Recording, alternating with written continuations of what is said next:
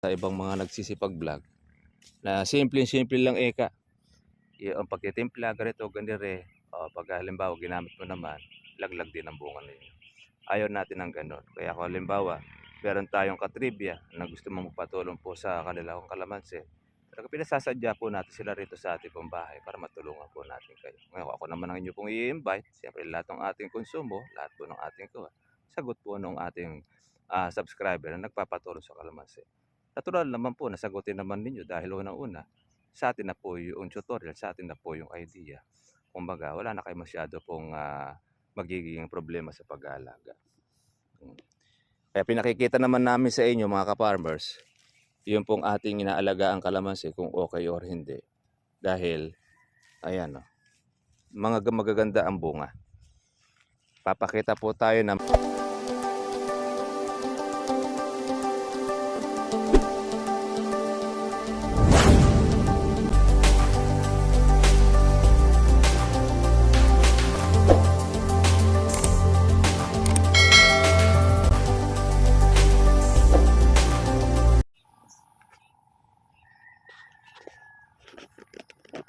good morning po sa inyo mga katribya at welcome po sa aking YouTube channel. Kumusta na po kayong lahat? Sana po ay nasa mabuti po kayong kalagayan. Ngayon po mga ka-farmers po, ito yung ating kalamansi ngayon.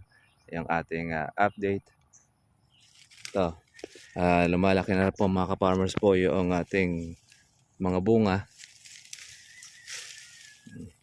Yan, dyan na po natin mga ka-farmers makikita po yung mga buo, pati na rin po yung mga may sira. Pagka po yung ating inaalagaan, kailangan minomonitor din natin palagi kung sila ba ay okay or hindi. Kasi once po mga ka-farmers na ang kalamansi ay magbuko na siya, pagka ang size niya po ay kopildong, kahit paanong spray ang gawin ninyo, wala na tayong magagawa dyan. Dahil una-una, yung insekto nandun na po sa loob. Di na po natin siya kayang pigilan ang pagsalakay nito at yung pagkasira ng bunga. Ang tendency na lang niyan ay malaglag. O yun. Kaya nakikita ninyo mga ka-farmers po yung bunga ng ating kalamansi. Marami po siyang buo. Majority ang buo compare natin doon sa may sira. Ito yung sira yan. No? Ganyan po yung mga klase pagka po ang kalamansi po ay sisira. Marami po siyang mga kupildong.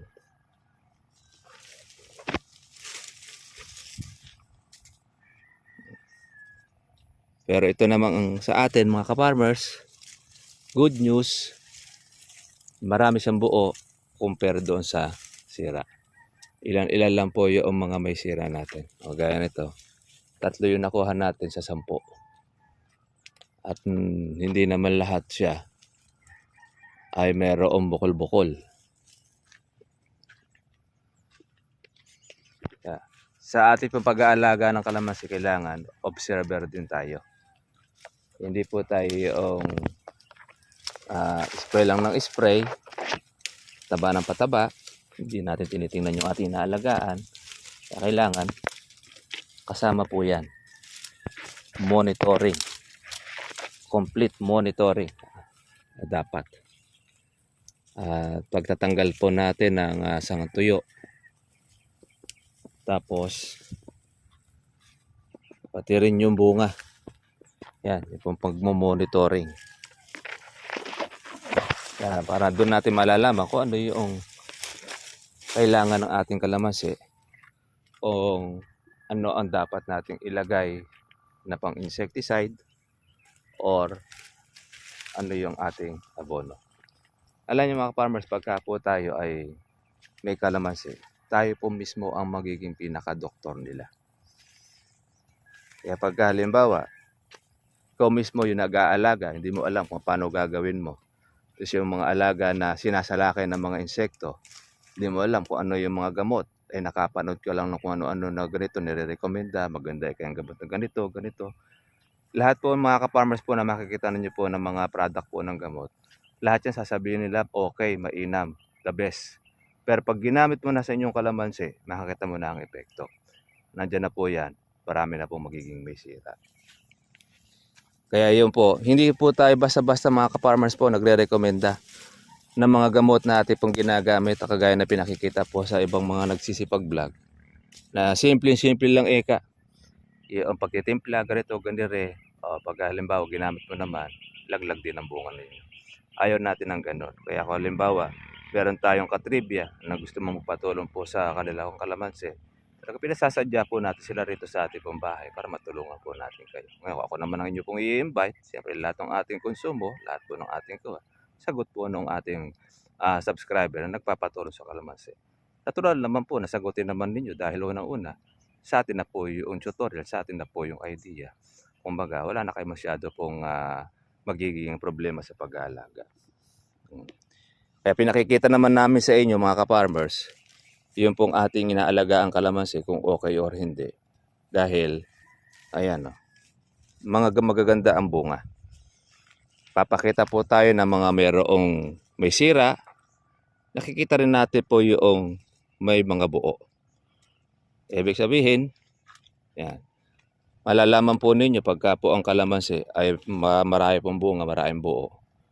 Ayan. Sa buko pa lang, ayan o, humuhutok na siya. Ayan. Ayan, marami pong mga buo siya. No? Tapos yung ating pong mga bulaklak, malinis. Basta po regular po mga ka-farmers ang inyo pong pag-i-spray. Marami po ang natitirang buo kung alam po natin ang tamang timpla. Pero pag hindi po ninyo alam mga ka-farmers po ang timpla ng inyo pong gamot, tsaka yung gamot na inyo pong bibilin o gagamitin, yung mga ito wala kayo makikitang buo. Meron man pa ilan. Mas makikita ninyo, mas marami po ang sira compare doon sa buo. Ngayon, kaya naman tayo mga farmers, mga katribya po, ay marami po buo kayong nakikita hanggang doon sa maliit. Kasi continuous po natin itong ini-spray at inaalagaan. Kaya yan naman po, dyan na po naman natin siya masusukat kung the best po yung nag-aalaga o hindi sa pamamagitan ng kanya pong bunga. Madali pong magsabi na okay, madali magpabunga, madali magpatuloy. O kaya lang siyempre, tingnan po ninyo muna yung kanyang pong farm. Pagka yung farm po niya, ay makita mo na wala naman pong ganong bunga, wala naman pong mga maliliit, eh sasalita lang siya. Pero tayo, pinakikita natin, kung tayo po halimbawa, meron tayo nalaglagan na bunga, pinakikita natin. Sinasabi rin natin kung yung mga bagay na hindi marapat gawin at yung bagay na dapat gawin. Ganun po yung sa isang nagtututorial. Hindi po puro magaganda lang po yung pinakikita. Meron kasi mga nagtututorial, meron pong mga nagkakalamansi din, nakagaya rin na sa atin na ganito. Ay magaganda lang po yung kanilang pinakikita. Magandang bunga para maengganyo ka na magtanim ng kalamansi, maengganyo ka na mag-alaga. O kaya lang, pag ikaw na mismo yung gagawa at wala kang idea, di mo makikita po yung mga bunga. Nasisira. Kaya iba, matidismaya. Ay tayo naman mga ka-farmers, pagka meron tayong palpak na nagawa, sinasabi namin kagad sa ating mga subscriber para wag na nila pong gawin, gayahin. Bawa, kagaya ng mga nakaraan noon, bumagsak ang presyo ng kalamansi, hindi po natin pinapitas. O yun, hindi po maganda sa kalamansi yun. Okay, kasi unang-una magsasaper, ang kalamansi ninyo, mabilis po siyang tumanda, mga katribya. Bakit natin nasasabi? Na-experience po namin. Kaya ang pinaka-the best, pagka halimbawa malaki na ang bunga ng inyo pong kalamansi at pwede na, pitasin nyo na. Mapababa man siya o mapamura. Huwag na po nating hintayin na ito ay mahinog po sa inyong puno. Dahil pagka yan po mga ka-farmers ay nahinog sa inyong pong puno, tumatanda po ang klase, ang kalamansi po ninyo. Ayan po yung ating nia-advise sa ating mga katribya. Kasi noong mga nakaraang taon, mula October hanggang December, nag 500, nag 600 ang kalamansi. Hindi natin napapitas po ito. Kaya ang nangyari, nagdilawan po ang kalamansi. Ang problema, nung madilaw na siya, ayun, iba nga matagal pong malaglag. Nahirapan ng gusto po ang puno natin. Kaya ngayon, nung napitas na po ang bunga ng ating kalamansi, nagparibago tayo ng alaga. Ito na po ngayon ang naging resulta. Sa tulong din po ito ng ating organic fertilizer. Bumerde. Malakas po siyang magpabulas ng kalamansi, yung ating pong abonong ginagamit. Ayan. Ganda po ng buka ng bulaklak natin. Ayan. Pagka ganyan, meron na po siyang mga laman. Yan po ang mga masiselan. Dapat po natin ito alagaan. Pag ganito yung bulaklak, mapatlangan ka ng spray dyan, mga katribya. Asahan ninyo, yan po ang iitlogan po ng mga insekto.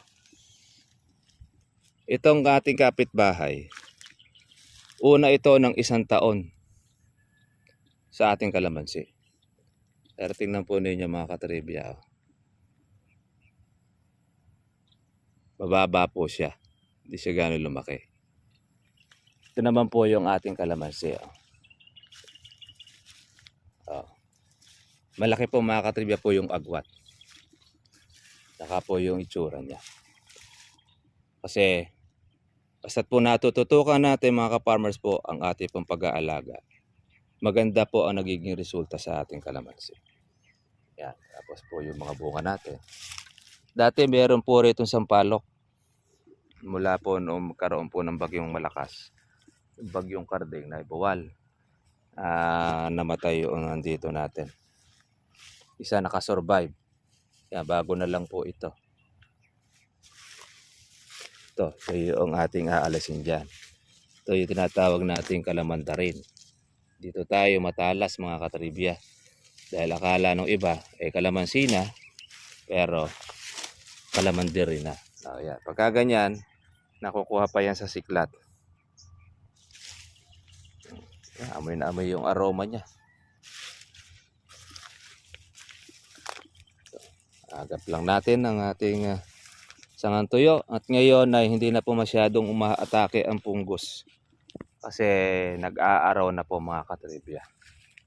Umulan man, pagka may bagyo na lang. So, pagka wala naman pong bagyo, ayan, naaraw na siya. Kaya medyo giginhawa na po ang ating kalamansi. Kaya lang, magtutubig na rin po tayo.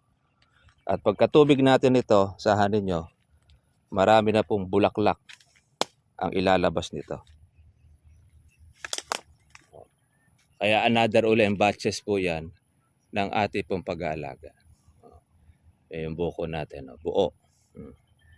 Yung mga may sira, malalaglag na. Kaya ang matitira na lang po dyan, yung pong mga buong bunga. Marami ito mga katribya pagka po yan ay lumaki. Ngayon lang po medyo hindi nyo masyado mapapansin dahil maliliit pa. Pero pagka yan ay naging size holen, mga katribya, ay nako, ay nakakatuwa. Dahil yan, marami po siyang lalaki. Yan ang kagandahan sa kalamansi. Meron po tayong palakihin. Ito, medyo naninilaw ito. Ibig sabihin, meron siyang punggos. Hindi po natin siya inaalis. Dahil wala pa naman siyang kuwan eh. Baka sakali makarecover. Ayan. Ito yung tinatawag natin kalamansi ng mga bulitog. Hindi na po ito lumalaki. Permis na ganito lang po ang size niya. Pero pag mahal ang kalamansi mga ka-farmers, nakakalusot tayo rito. Marami tayong napipitas. Masipag magbulaklak ito. Masipag din po magbunga. Basta't laalaga lang po ninyo.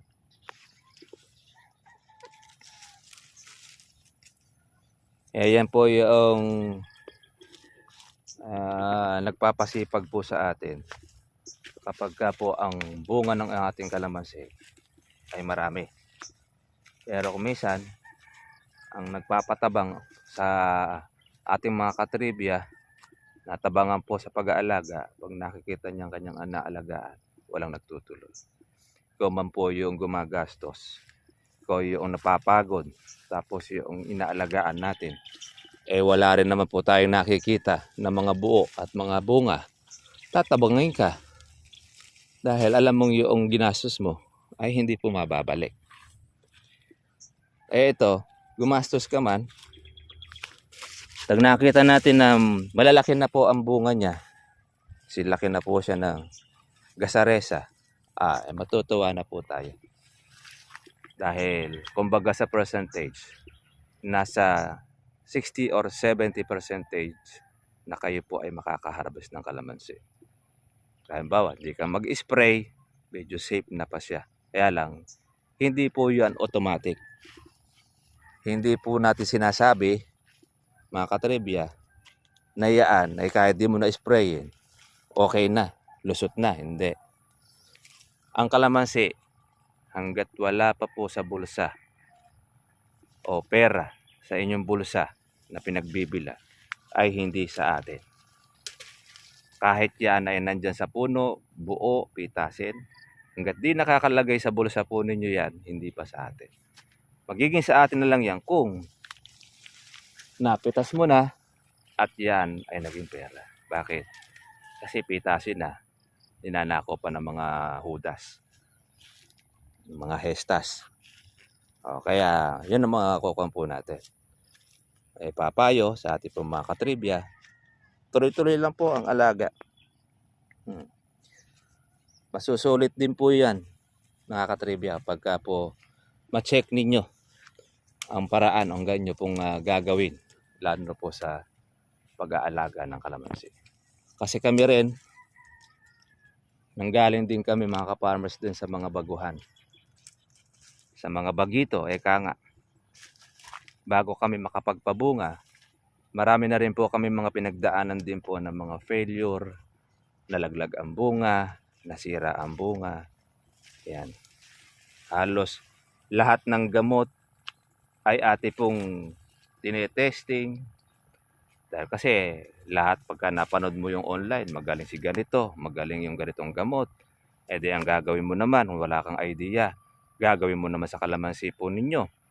Pag in-apply mo naman sa kalamansi ninyo, mga katribya, makikita naman ninyo, marami rin may sira. Ganon, ang karaniwan. Hindi naman natin sinasabi mga ka-farmers, yung mga gamot ay mga palpak. Kaya lang, depende rin po yan doon sa inyo pong timpla at kung gaano kayo kadalas mag-spray. Kasi merong mga nakapanood po sa atin ng vlog, nag-i-spray siya ng kalamansi, tamang napanood niya, kaya lang pag i-spray niya once a month, once a month, tapos mahinang klase pa ang gamot na nagamit, sira ang bunga. Yun na nga pong madalas ang pagbobomba, pag i-spray ng mga ka-farmers natin, nasisira pa. Lalo na kung once a month pa. Lalo na yung totally walang spray, lalong masisira. Ayan. Yung ating gasaresa.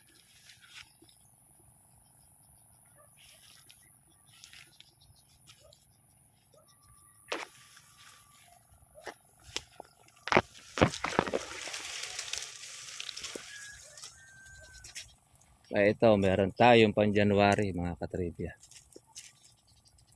January at February. Sulit.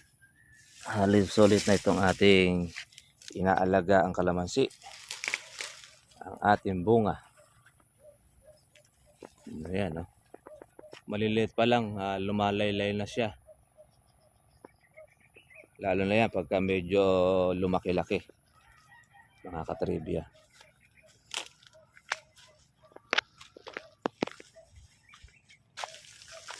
Kaya yung magnanakaw ay nakamonitor din palagi Ayan. Yung bunga niya. Mga buo naman.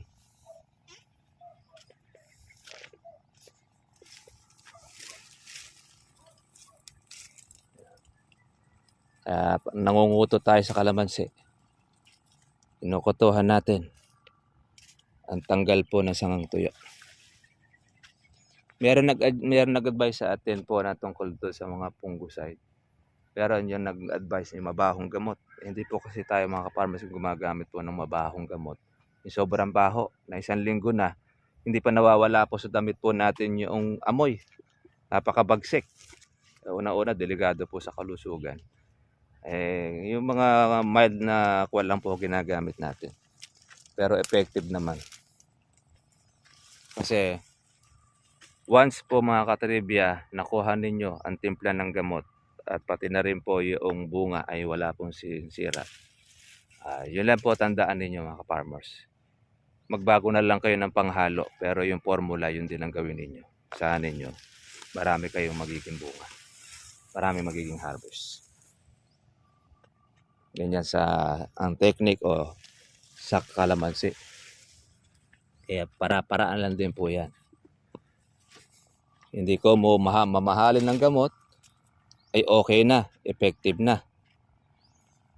Dahil kumisan, kahit mahal ang gamot mo, kung di mo alam timplahin at hindi mo alam gamitin, wala rin. Gagastos ka lang.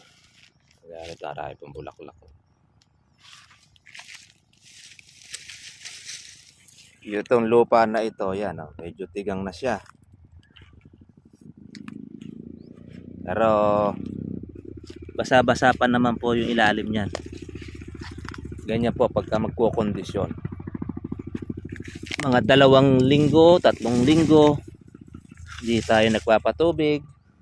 Tapos paglalagay tayo ng abono. Abonong puti lang naman ang nilalagay natin. Yan. Kaya pag papatubig natin mga katribya, meron na tayong baon-baon na organic dyan. Maglalagay naman po tayo ng puting abono para mas bumulas yung pong ating bulaklak at dumami. Kaya itong bunga na ito, madadagdagan pa yan. Susunod po natin na batch ng pag-aalaga para meron tayong pang April. Kaya yung magiging sabog natin ng alagang December, yan ay March, April. Paano po mga ka-farmers, mga ka-trivia, dito na lang po muna po ang ating pagmamonitor sa kalamansi. Happy farming po sa inyo. Maganda at makulimlim po ang panahon. At God bless po sa inyo lahat mga ka-trivia. Ang monitor po ng ating kalamansi ngayon, maganda dahil tumataas na pong muli ang presyo ng kalamansi. Kahapon, 1,400 ang kuha na ng mga buyer. Mula doon sa 1,2, ngayon naging 1,4 na. Baka ngayon mga ka-trivia, baka nasa 1,5 na yan. God bless po mga ka-trivia. Kita-kita lang po tayo po bukas. Bye-bye.